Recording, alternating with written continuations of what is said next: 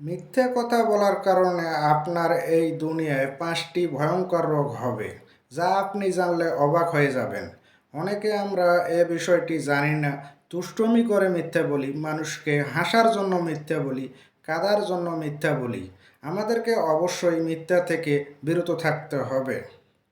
1 নম্বরে, যে ব্যক্তি কথায় কথায় মিথ্যা বলে সে ব্যক্তি মুনাফিকের অন্তর্ভুক্ত হয়ে যায়। আর মুনাফিকের বৈশিষ্ট্য হলো 3টি। 1 নাম্বার, কথায় কথায় মিথ্যা বলা। 2 নাম্বার, ওয়াদা করে ভঙ্গ করা। 3 নাম্বার, আমানতের জিনিস খেয়ানত করা।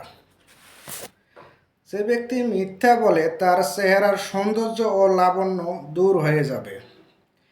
আজকাল দেখা যায় অনেক মানুষ নামাজ পড়ে মিথ্যা কথা বলে, নামাজ পড়ে সুদ খায়, নামাজ পড়ে হারাম খায়।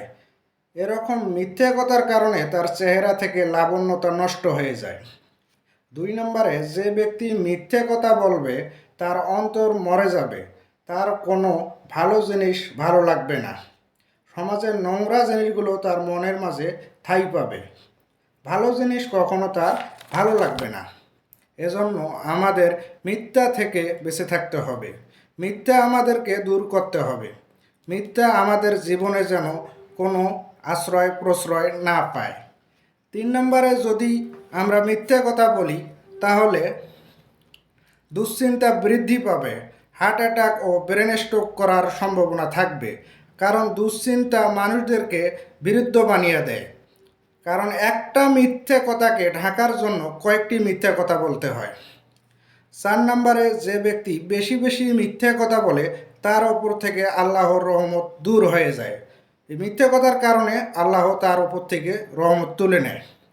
5 নম্বরে, আপনি যখন মানুষের কাছে হেল্প চাইবেন বা সাহায্য কামনা করবেন, কোনো মানুষ আপনাকে সাহায্য করতে পারবে না। এটা আল্লাহর পক্ষ থেকে এই মিথ্যার কারণে আপনি এই শাস্তি পাবেন।